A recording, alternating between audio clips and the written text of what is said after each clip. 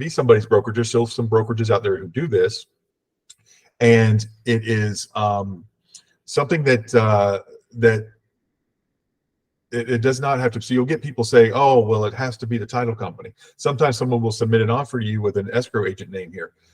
You should talk to them about this and see that, and make sure they understand it's going to be done at the company that your seller chose, if that's the case, which typically it is. Sometimes the buyers will put in the contract that they're choosing, but it does not have to be that title company. Now, here's the problem with that: title companies don't like to hold escrow for other closings that they're not getting, and so they will bite back on it. And some title companies will say, well, that needs to say our name on it. That is not a necessity, just so you know. And if there's a reason that you'd like your title, your escrow to be held somewhere else, you can ask for that. And that is negotiable, just like any part of the contract. So when you receive an offer that says a different escrow name, or maybe the selling agent's broker, that is negotiable. Okay. Now, it's not the Wild West out there, and it doesn't really matter where your escrow is held. People, for the most part, these title companies, they have to conform to the law. They're not out there, doing whatever they want with your escrow money. So it doesn't really matter much where your escrow is held, but some people feel better about it. So for some people, it's a hot button, just like anything else on here, right? So that's just letting you know that does not say this is where the closing is going to happen. It does not say that at all. It just says this is where the escrow agent, who the escrow agent is going to be, escrow agent name. It does not say closing title company name. It does not say anything else. So it's just the escrow agent. Okay. I just want to make that clear with you guys. But this isn't the kind of thing that you want to get in a big, yelling match about on a contract. But just so you know, let's go down to financing. We're having a lot of issues with financing. This contract, I think they changed it in 2017 or no, not 2021. They changed it to where we no longer have now it's loan approval. It used to be loan commitment, right? And used to have to get a denial letter. You do not need a denial letter anymore, guys. If you don't have loan approval, you can get out of a contract. You just have to let them know in writing by the 30th day, or if whatever you write in here, but most of the time, 95% of the time, it's going to be 30 days. I've seen people go to 20 days or to 40 days, either trying to get a contract or because they think that they're going to need more time. The lender told them they need more time. A lot of times with down payment assistance, something like that, you need a little more time for loan approval. But you have until that time to let people know. I'm not going to go too much into this like I do when I actually train on it, but we've had some issues lately with this. Days 31 through 33, if you are the listing agent, you can, if you're the seller can cancel their contract if they want out. Now, that was happening a lot more often when the market was shooting up and their property was worth 10,000 more after 30 days. But now it's not happening as often. But if they want out of the deal for whatever reason, and they have not heard back by day 30, they can get out of the deal from days 31, 32, and 33, or whatever the 3 days were after this number they put up top. Okay. Do you guys have any questions on that? The buyer would get their deposit back. The seller just gets out of the deal. They can't keep their deposit for that. Just get out of the deal. So let's go over this though. And if you guys have any questions, you can raise your hand on there. On the bottom, you'll see a series of microphone, a camera, closed caption, emojis. I don't know if you guys have screen share or not, but then you have a raised hand. You can raise your hand if you want, if you have a question. All right, on line 111, if within the loan approval period, I'm going to move it. If within the loan approval period, buyer obtains loan approval, buyer shall notify seller of same in writing prior to the expiration of the loan approval period. Let me ask you guys something. Is your buyer going to be mad if they get loan approval and you didn't let the seller know and they cancel your contract after they've paid for an inspection and appraisal? How's your buyer going to feel about you? What kind of agent are you? Not very good, right? That's a rhetorical question. They're going to feel terrible about it. Hold on. I still got to let people in on this call too. Okay, never mind. If buyer is unable to obtain loan approval within the loan approval period, but buyer is satisfied with buyer's ability to obtain loan approval and proceed to closing, buyer shall deliver written notice to seller confirming the same prior to the expiration of loan approval period. How many of you guys have had a listing agent, or maybe you've done this yourself, who tells the selling agent, we haven't seen your loan approval. We haven't seen your loan approval. You don't have to see their loan approval. They can say we're going forward because they're putting their escrow at risk now. You don't like that, get a bigger escrow. Quit being so weak up front on the escrows. Get a bigger escrow if you don't like that. But they can absolutely tell you, I've seen you guys demand it before, and I've seen a lot of other people demand it of you. Well, we haven't seen your loan approval yet. We're going to back out of this deal on the 31st day. No, you're not. If I tell you we're going forward, we're going forward. Okay. And don't just tell people that. Make sure your buyer knows the risks of going forward without loan approval. And frankly, any loan approval you get is still going to be contingent on something, right? And it's still at risk, but at least the loan officer has told you have loan approval at that point.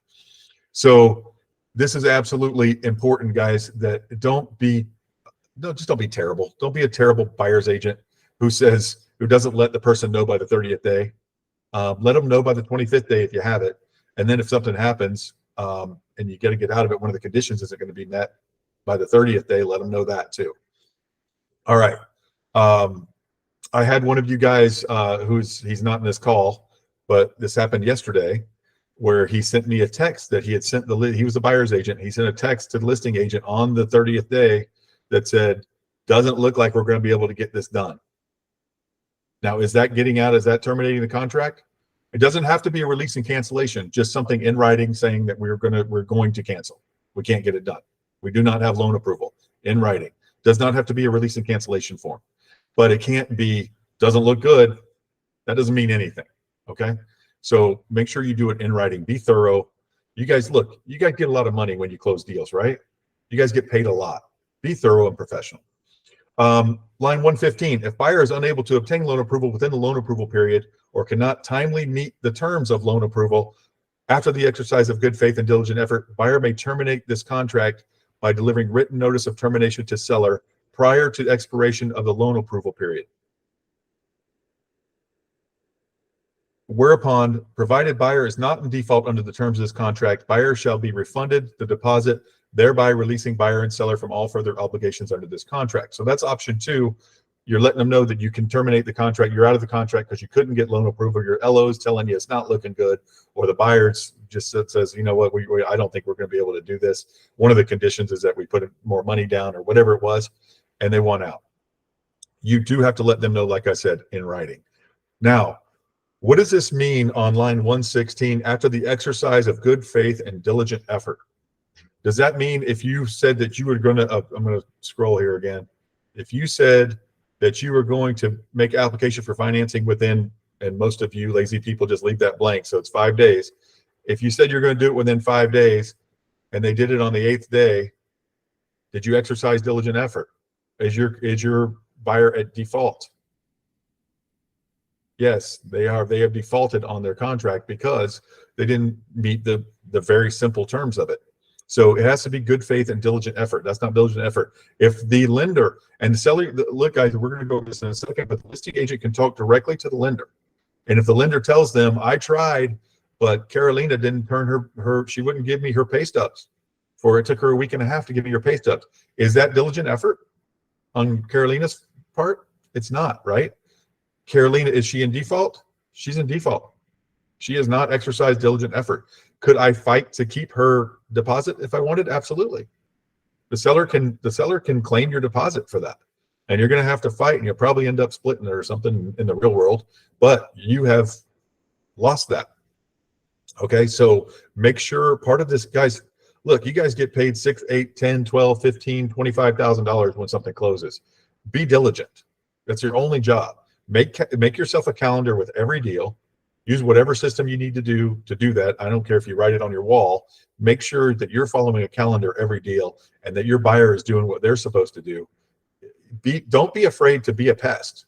You know, you're the professional. They're counting on you to make sure they do this right and get all the way through. They might be buying a house, and it might be the biggest financial decision they've ever made, but they still have a job. They still have things they're doing. They're still taking care of their kids. They're still doing all this stuff. They've got swim lessons and meetings and PTA and this and that. They've got everything all over the place. They're still the busy person that they have to be able to afford this loan anyway. So make sure they're on the ball.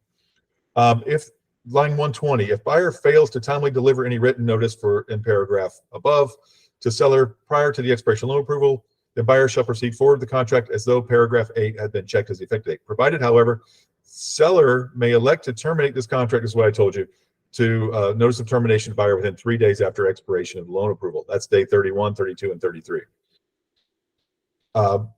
Provided buyer is not in default under the terms of contract, buyer shall be refunded the deposit if the seller backs out, if the seller uses that to back out.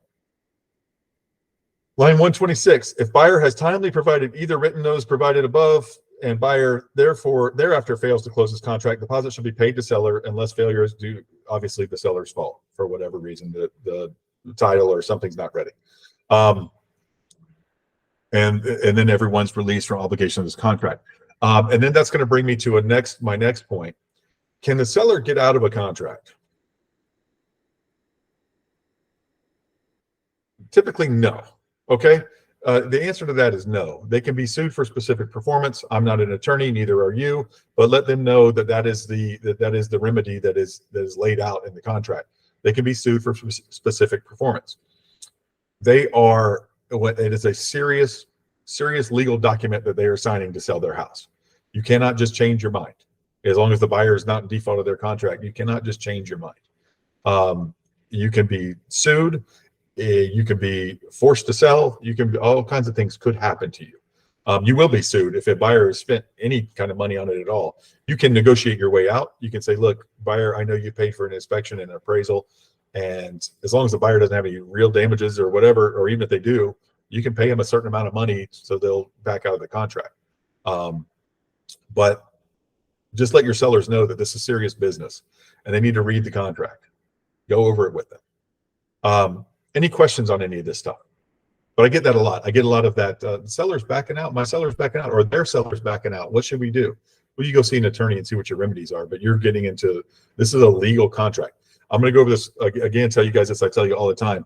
The Florida, this reason this is a FAR bar, the Florida Association of Realtors and the Florida Bar got together to fill this out and just leave blanks where any licensed realtor can fill them out. Okay, we're not writing legalese here. This is a legal. It seems to us this is just something we fill in the blanks. It's not that serious. It is a very serious document. They just made it. They made it where a monkey could come in and write down numbers in this thing and make it work. So a licensed real estate professional can fill these out. Okay, that's how they made it. So you don't have to be a genius to fill this out. You don't have to be a lawyer to fill this out. But when something goes wrong with it, that's where lawyers get involved. Once lawyers get involved, you have very limited involvement. Okay, and you can contact me if you have any questions about that on a case-by-case basis. Any questions on this? Let me check the chat.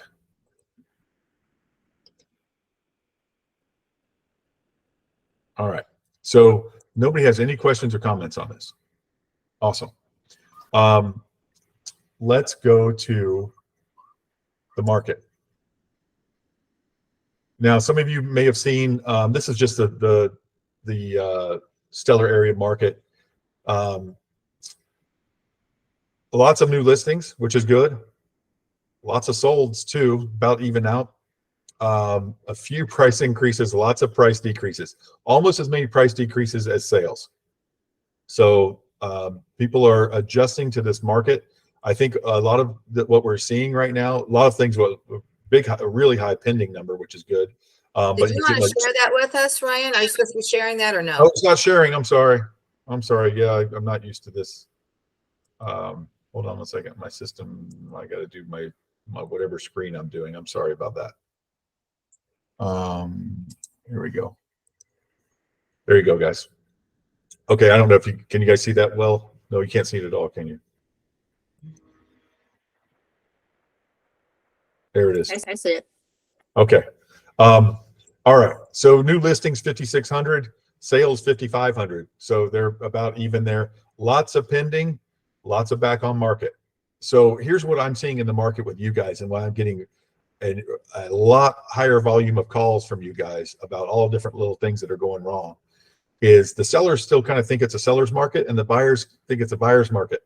And so there's lots of headbutting on inspections and appraisals and everything else. So we're seeing a very, very even market right now. And I wouldn't even say it's trending one way or the other. We still have incredible demand here because of our location and everything else.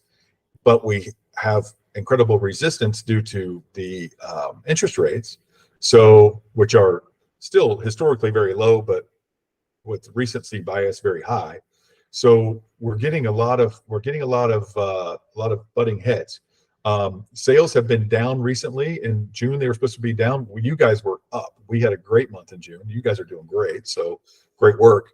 But we were way up. But the market as a whole is down. So we're seeing a lot of resistance on both sides. What are you guys seeing?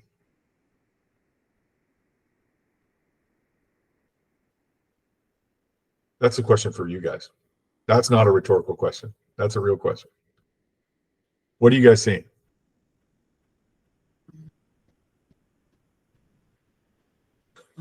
Daryl says multiple offers if priced right. Yeah, there's lots of buyers out there. That's what the demand is really, really high. And when they think they see a deal, nobody wants to be a fool. Nobody wants to feel like they are being taken advantage of. So when they see a decent deal, they go for it. More days on the market, yes, absolutely. We're fighting that if you don't price it right, and that's why you see so many price decreases, almost the same decreases as sales. That is crazy. That is crazy. How much were you guys decreasing prices 2 years ago, year and a half ago, even a year ago? Right about now, a year ago is when it started slowing down. It doesn't seem like it was that long ago, but it was. How often were you guys doing that the last couple of years, lowering prices? Not at all, right? Some of you guys are raising prices. Something would fall out of contract, and you'd raise the price 20 grand and sell it again. But now things are, but it's not a free fall. It's not prices aren't dropping. Not that I've seen. I don't know if you guys have seen that. They might be dropping from where these sellers think that, my house is worth 580 when it's really worth 540. Might be dropping that way, but it's not dropping in true value. So I think it's a really, really even market right now. You guys seen anything to contradict that, or you guys see any trends where it's headed toward a buyer's market, or what do you think? Yeah, I'm seeing more buyers for sure. Had a really busy open house last weekend, even though it was raining. Mm-hmm. Still had a bunch of people coming through, and multiple offers. It was, the house was priced at 370, so it was in that kind of busy number to begin with. But definitely seeing more buyers coming to the market, more buyers reaching out, more sign calls. Where I wasn't getting very many sign calls over the last 6 months, but now I'm getting sign calls more often. And sellers still kind of being in that, trying to transition of thinking that their house is worth way more than what the market value is. But definitely the market value is holding strong. I don't see any of them coming down really at all. And buyers and sellers holding pretty steady. Not a big spike, but not a low spike either. It's kind of what I'm seeing on my end over here. Yeah, I think we're seeing a comfortable normal growth of a 5% a year kind of growth, which is reasonable, goes with inflation, but or normal inflation. But what are you so yeah, I agree with that. And so what you're saying is these sellers they're very proud of their property when they first list it, and you guys are going along with that, like every realtor out there is going along with that and saying, oh, okay, well, we'll list it at that and then we'll drop it here and there, right? Which is why you're seeing so many of these price decreases. Most of them were pre-agreed to at listing typically. But the sellers believe that. So then they go to what they feel like is their bottom dollar to make a deal with a buyer. And then the buyer comes back after inspection and they think that it's, they think that they deserve more. Look, we're paying this 7%, 7.5% interest. And we're not going to take a house with this and this and this and this, right? And so then they're putting pressure on the seller. So we're seeing a lot of things come back on market because of disagreements for that. We're seeing some of it with when they get the actual sticker shock on their actual mortgage. Appraisals haven't been too much of a problem, I don't think. because prices are coming back and, kind of back to reality and people are negotiating up front. So yeah, and I love that you're seeing multiple buyers. If something is priced right or in the right price range, you're going to see multiple buyers, and that's a good sign that the seller side is holding strong, because that's what we're most worried about. It's the seller side holding strong, because the buyers are, the interest rates that the buyers are hanging on through all this with these interest rates, then the buy side is strong. So I'm glad to see that. Yes, Tammy. Do you just, it's kind of a little off the subject. So if you have a buyer and they're going to put an offer in on a house, I had never met them, and they had put an offer in on this house without an agent, and then it came back on the market and they lost, and it came back on the market. So and I had met them in the interim. So we put another offer in. I'm sort of hesitant if people don't ask me my opinion on price to say, well, I don't think the seller's going to take that offer, blah, blah, blah. You should offer more, because I don't want to offend them. Mm-hmm. But I did in this case. The people had verbally accepted his offer at 7:30, and then they didn't sign. And then something came in the interim and they took that offer and that fell through. So we put another offer in and they wanted to do 7:30. And I go, oh, I don't know if the seller will take that. He goes, well, they agreed to that previously. So I called them back and I'm like, well, we could put an escalation clause in there. And then that way, if there's another offer that comes in, you would, you might have a chance. And they're like, well, no, we kind of have a trust issue. We'll just stay at 5:30. But even if we didn't have that conversation, and you're not asked by the seller and they're kind of set on what they want to offer, do you say anything, or you just go with what they want and let them learn by their mistake of it falling through and you lose a deal? No. You let them learn. It was customers, but we lost that deal. Yeah, you let them learn from their mistake, I would think. Okay. I don't think you can do that. You've got to have them feel like you're on their side. Yes. And when you're on your side, you say, well, and I don't really understand that. So the seller had accepted verbally said, oh yeah, we'll take 7:30. Yeah, without an offer, without an agent, they Right. took, which I was thinking, well, maybe that's a commission reason why they were going to take the 7:30. And then so they sent him the contract and said, sign it by 1:30 the following day, or 5 or something. They signed it at 5, I think. They signed it at 1:30, sent it back. The seller had not signed it. And in that time frame, they got another offer in, and they accepted that other offer and never signed, and never came through on their verbal word of. But I don't know. I put that 7:30 back in front of them as soon as I could. I mean, What did you say? Before, I think they'll take 7:30 again. I don't understand why they wouldn't. Well, I did. We offered 7:30, and another offer came in, and they took the other offer. Oh, okay. So that happened. And now that deal's done? It hasn't. Okay, Now that's they the last lost out 2 times on that house. Okay. Well, next time they need to know. And Like they only want a particular floor plan facing a certain direction, and that house met those needs. And for another one to come back on the market, it's probably highly unlikely that, What Daryl wrote in the chat is exactly what I'd say. How bad do you want this house? I did say that. Okay. I did say that to them. Well, now you know, not badly enough. Exactly. Maybe it'll come back on the market. Yeah, maybe. But not badly enough. I mean, it's not a sad story, because they didn't. I mean, it's sad for you, but they didn't want the house badly enough. Yeah. If they want it, they pay for it.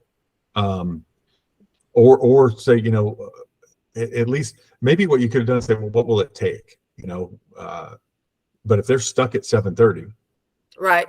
then I think in their head, because the guy said verbally before they take it, so they thought, oh, good, he'll take this one this time. But another offer came in, and that's what happens when you don't do your best, or that might have been their best, but. Well, we are intelligent beings, and with new information, we make new decisions, right? So that's up to them. I mean, if Tammy, if I want to buy your car and I offer you $10,000 and you tell me later on that day, you say, yeah, that sounds good. And then later on that day, you say, oh, somebody just offered me 12. If I'm not ready to come up, then that. But what I should tell you is, oh, well, I'll give you 12.5 or whatever, right? Right. Or I'll give you 12. But if I And say, the, but oth- if I, even but if the I, other the other agent, which I don't know, they have to, but she didn't even, and maybe they accepted it before I sent my offer. I'm not sure, but she didn't really even give the opportunity to say, "Hey, we've got another offer on the table. Is this their best?" I could have gone back to them, and well, they that's, may there's different scenarios there. One is they may have already signed it. exactly. Two is she doesn't really owe you that, but she'd be doing No, the best job for her client if she said, well, give me your highest and best, or right, whatever. right. Who knows? Who knows? Could be her deal on the other line. You never know. Yeah. So, any other? Yeah, Angie. Yeah, I was going to say the same thing that I saw Daryl put in chat too about insurance. Still having challenging issues with insurance. Even though last week I did close on one, I was on the seller side and the roof was 2007, and they still were able to get an insurance policy that worked.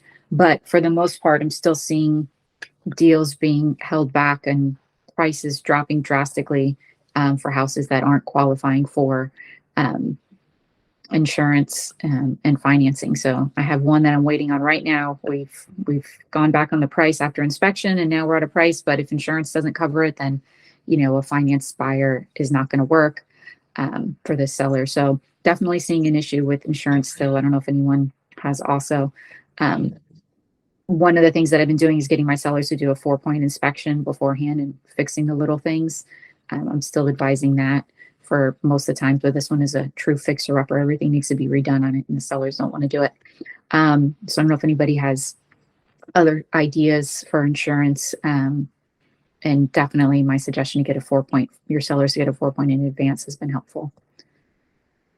Okay. Daryl wants to know what insurance company. I don't know. It was on the seller side. I just know they got a policy. I didn't ask who. They said they had a couple quotes and they didn't not have to go with Citizens, which I was surprised about.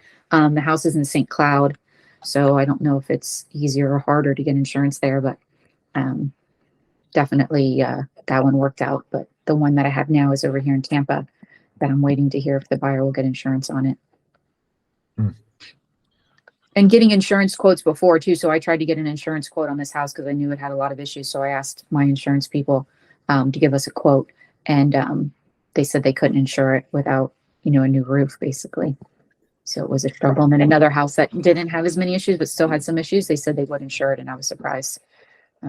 So that one worked out okay. Yeah. Between interest rates and insurance right now, our job has become more and more difficult, right? Well, the strong will survive. You guys will survive. Lucero, ask me that question. Yeah, Ida, you had a question?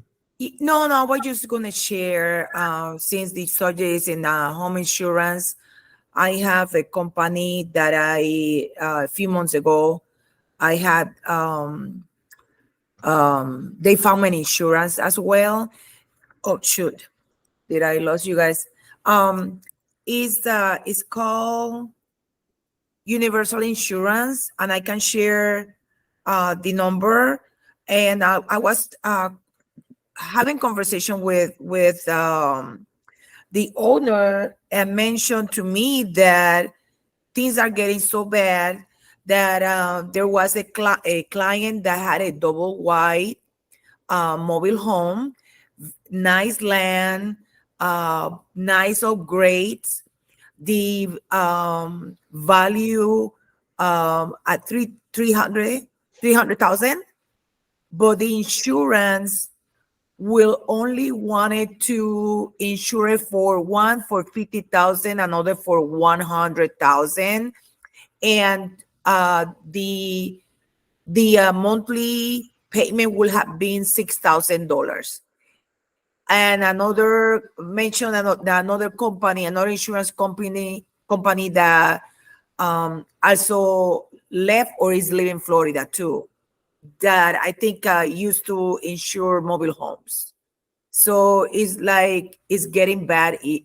She shared with me, it's really getting bad out there. So I just wanted to share this side information, and I can put the number for her on the chat group if anybody wanted to call. I gave this number to another person in the neighborhood that I don't even know, they were complaining or, bummed out that the insurance dropped. She didn't know. When she asked question why, the person would not even tell her. So I passed on the information. So I wanted to share that with you guys. That's it.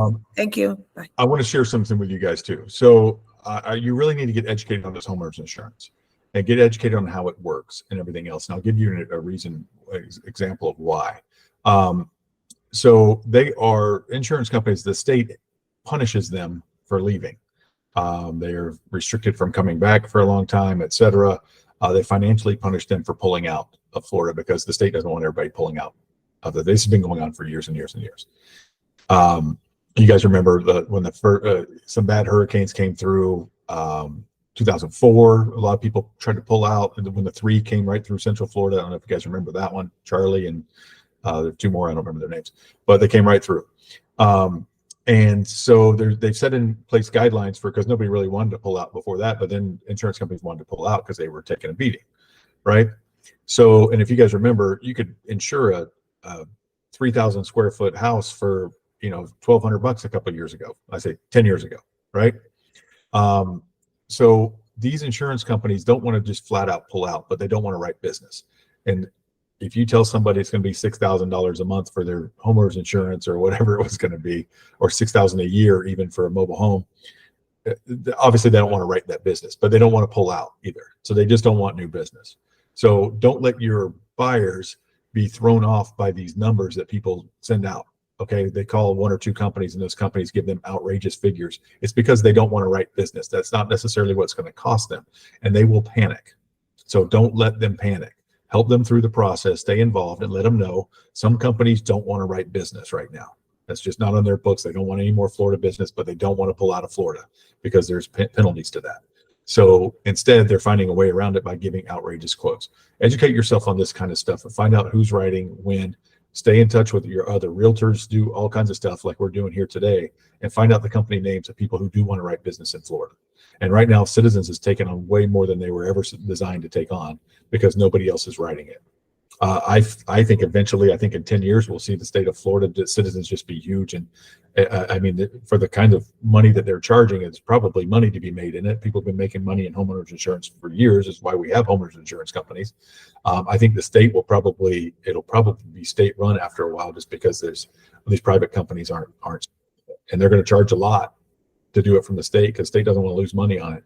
And every time a hurricane comes through, it'll cost them a lot of money. But I think you'll see that, and I think you'll see some of the rules tighten up on roofs and everything else.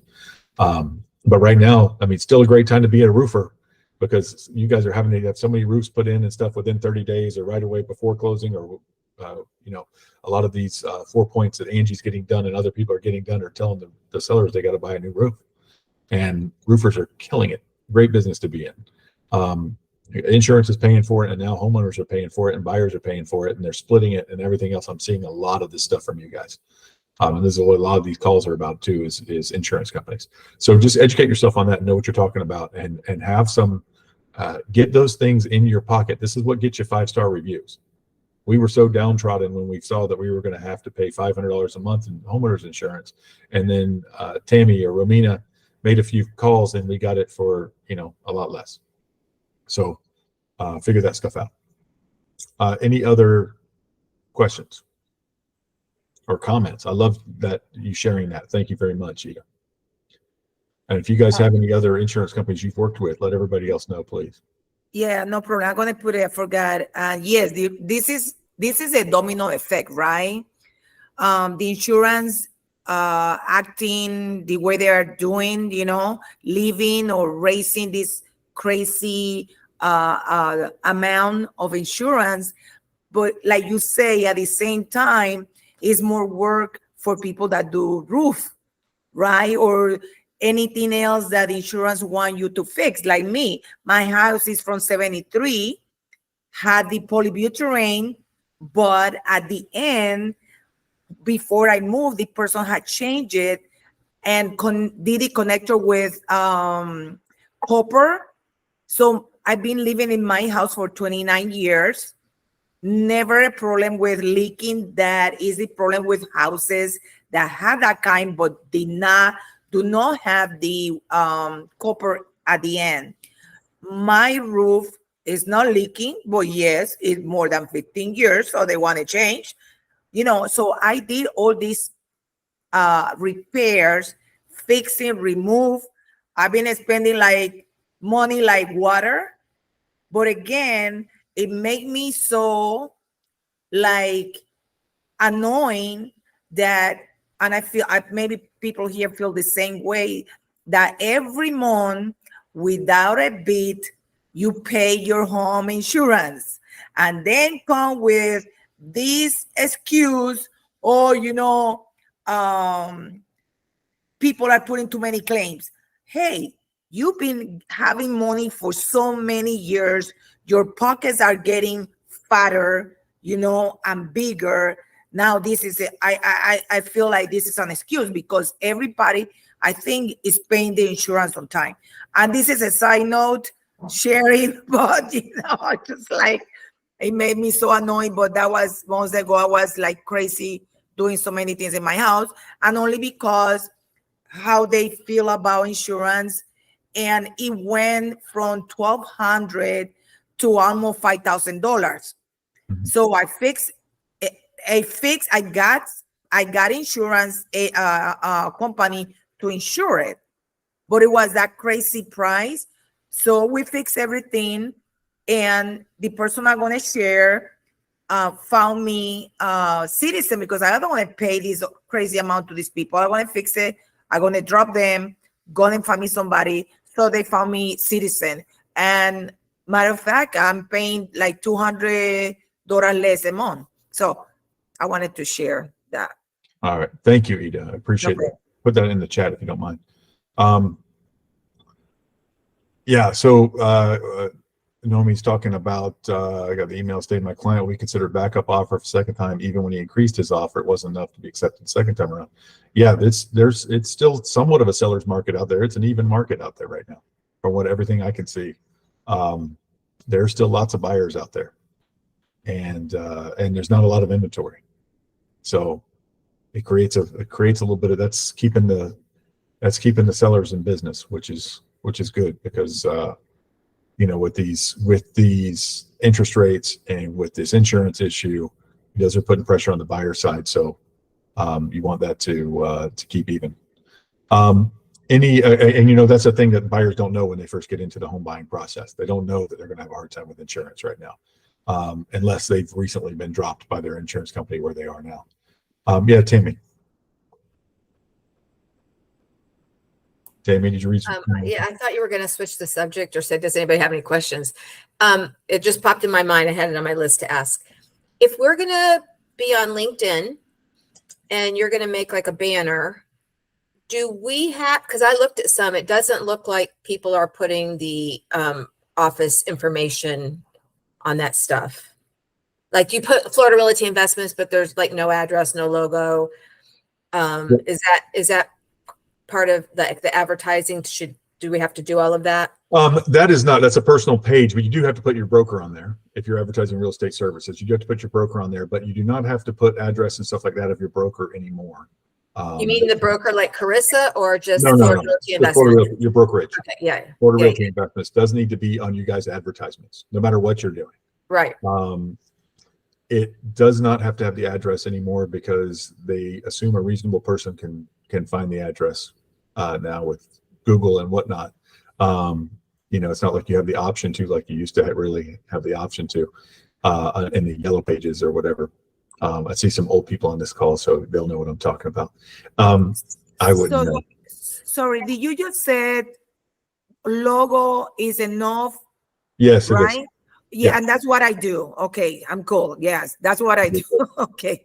Yeah, What did logo's you enough. say? Logo is a yes or a no? It's a yes. Oh, the name. The name, our logo has our name on it, which is great. Correct. And that's what I do. But we don't have to use the logo.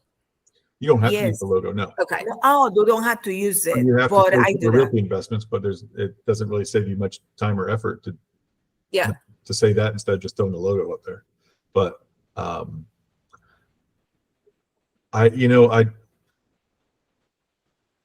Yeah, that's fine.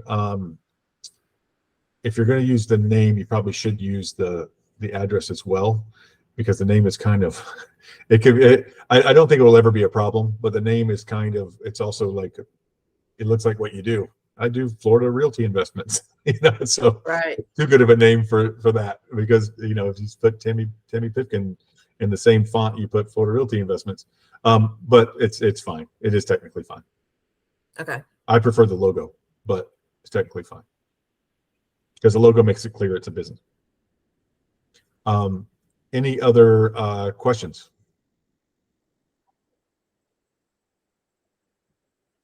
Comments? Go through the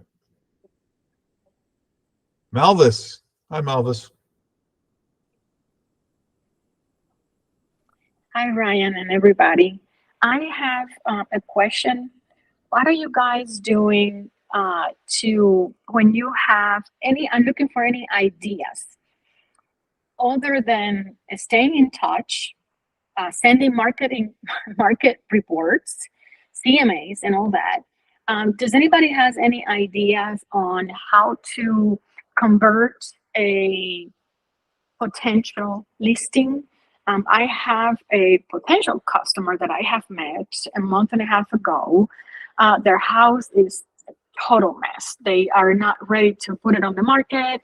They have just way too much in that house that they are going to possibly need 3 months to empty the house, literally. And I couldn't get my listing signed at the time that I went, but I have been able to keep in touch with them. We have been answering back and forth.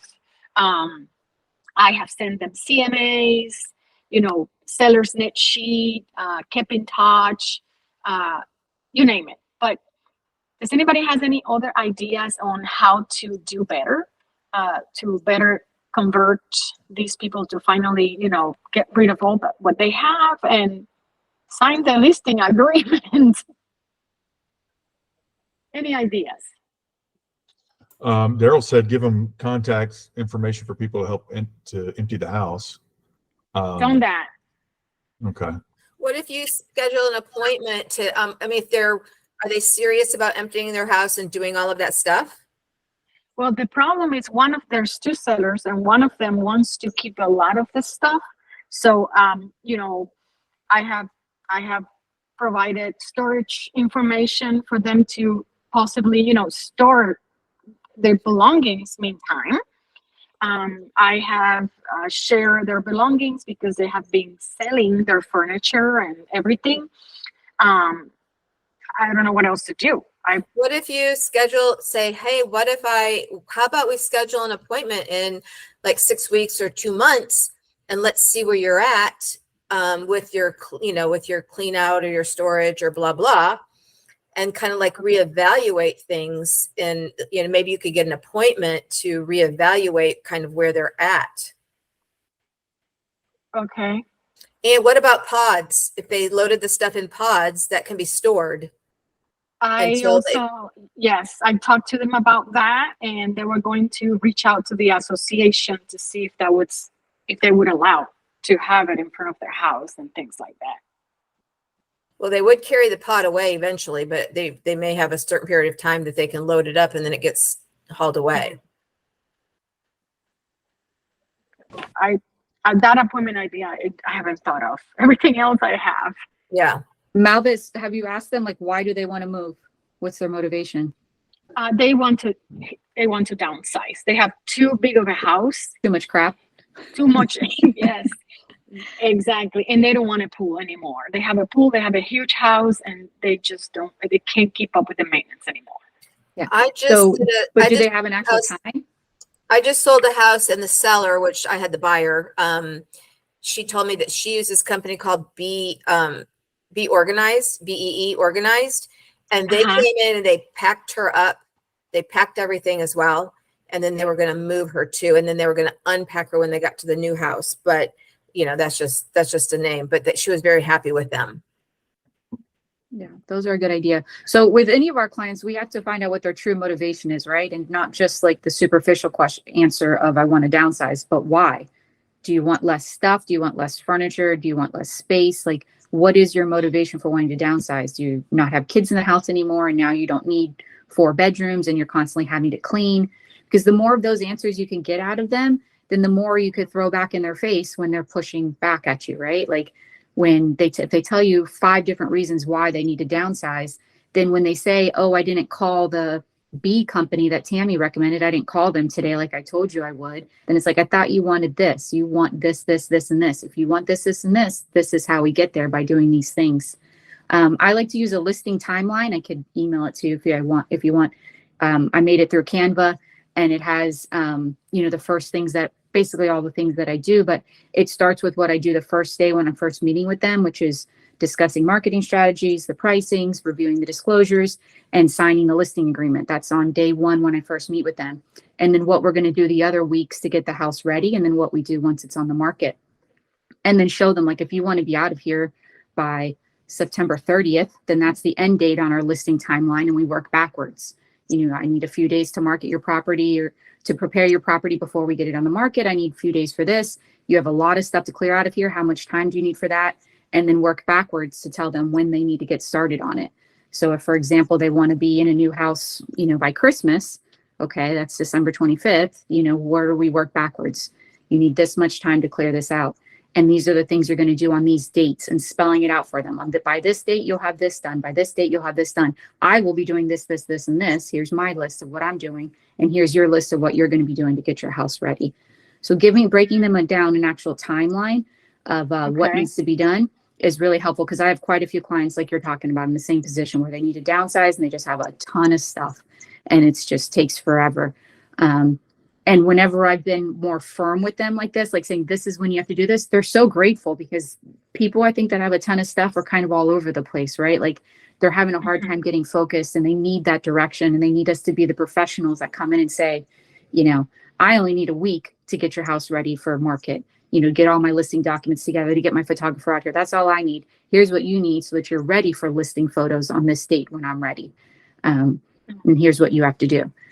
So I would, if you don't mind emailing me that. Yeah, a timeline works great for these type of people to help them out with, what they need to do of getting their house ready, and a little to-do list for them, and then showing them houses that are overly cluttered and for sale on the market, and houses that are staged or, somewhat close to staged, and what the difference is. I had to do that with one of my clients, because she was wanting to sell as is.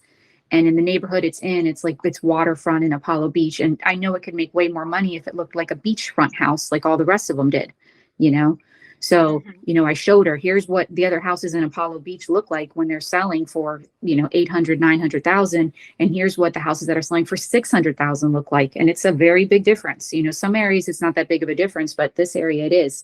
And here's what needs to be done to get you to that price point. Or if you want to sell as is, that's fine. I can get you a buyer that'll buy your house as is. Very easy. I'll take pictures of it how it looks right now and put it on the market, and you'll get this much money for it. Do you want this much money now, or do you want to do these few things and make more money? And it's, it needs to be kind of simplified for people. Like, you could sell your house as is. There's plenty of buyers out there. Ask Ryan. Ryan will buy it. So you can use her timeline as something, call them up, go, hey, I made you a great timeline. If you'd like, let me schedule an appointment and we can kind of go over this timeline. Plus, are they really ready, or are they just like dreaming that we'd like to downsize, Yeah. No, they are ready to downsize. The guy already told me they don't want a pool. The house is too big. He can't keep up with it. He needs a 1-story house, smaller. He just wants a big kitchen, and he wants a new house. But the profit that they will be getting from this sale, they're going to use towards the new buy. But their house is incredibly, I could not walk the garage. I could not go into a room. The doors you can't open the door. They might be hoarders. Are they hoarders? The guys used to do birthday parties or something like that. Yeah, I look at Daryl's comment. Maybe Daryl, I don't know. And a hoarder has a hard time getting rid of their stuff.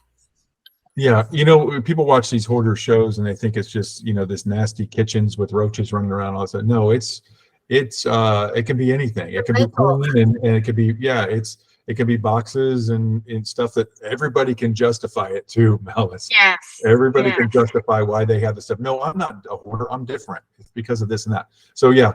And Angie, I sent an intro to you and Malvis, Angie, so you wouldn't have to write her email from the chat. But I think you get I'll go ahead and so much post it. demand I'll for post it it on now. our Facebook.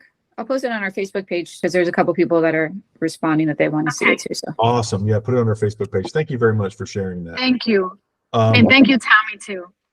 You're welcome. Yeah, sorry, Tammy, you didn't get any credit. But Ryan, you're frozen on our. really? Okay, you're muted. All right, guys. Any other questions or comments before we go? Thank you for everybody for your help with Malvis. Any other questions? I was gonna say something, you don't mind, Go ahead. to Melvis, Yes. that that prospect seller saying that they want to downsize. This is what they verbally expressing, but probably it's not what they have in their mind. They are not ready. They are dreaming. I have people like that. Matter of fact, I had somebody call me because my name was referred, and she says she wants to have her pool fixed. So I've been calling, following up. Oh, the person that I hire, is dragging and just was taking his time. I lost money. But since she mentioned that she have started that process, I did not offer, hey, I can help you get someone, because she have people that been watching for her house.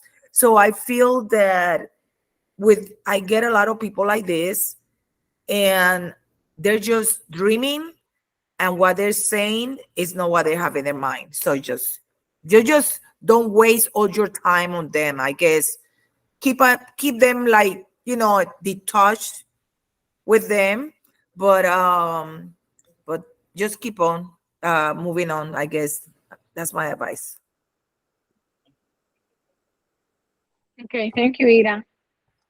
I put it on the files on the FRA agents Facebook page. I don't know if everyone's aware of that. I think you can find it on your phone too. I'm on the computer now, but on all Facebook groups, pretty much all of them, there's a files section. There's discussion is what you usually see, but then there's files, and I seem to be the only one using it.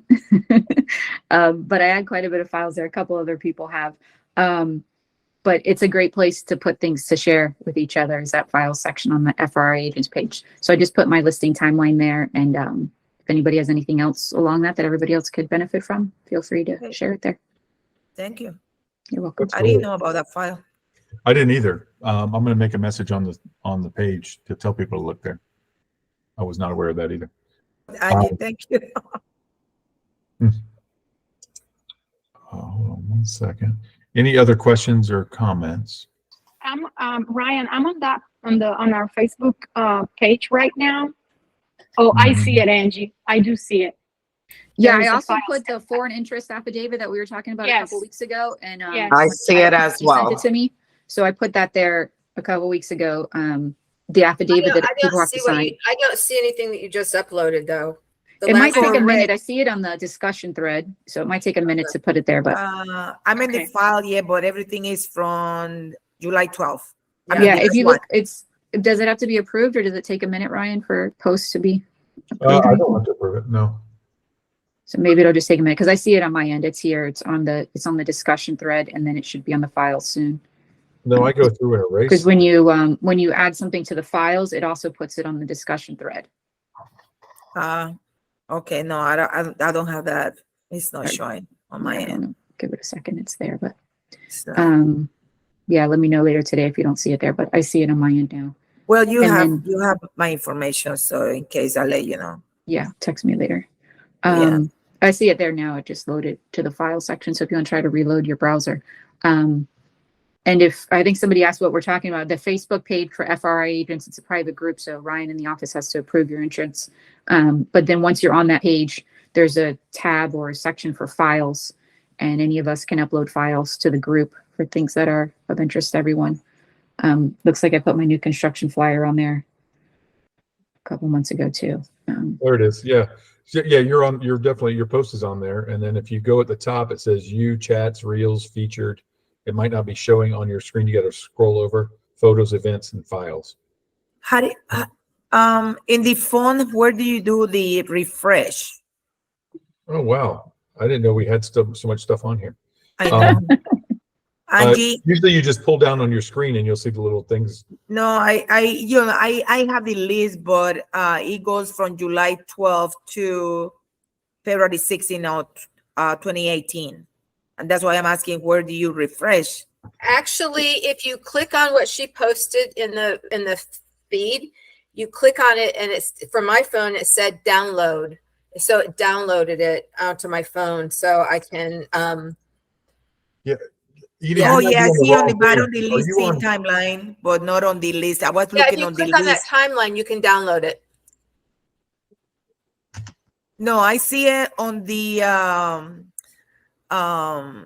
notify, but under below, so I see it. So clicking there to get it. Okay, got it.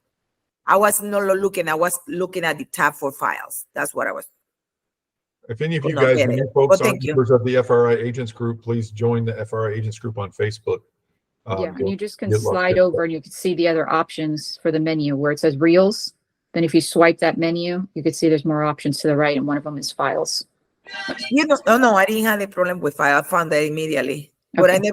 I just comment on something and just move on. I never, are exploring this other tab. I don't recall seeing it anywhere before. But Yeah, anyhow, thank you. on Angie. my phone, it's not showing it in the files still, but I'll go on the computer and see. But I did download it from that link where you posted.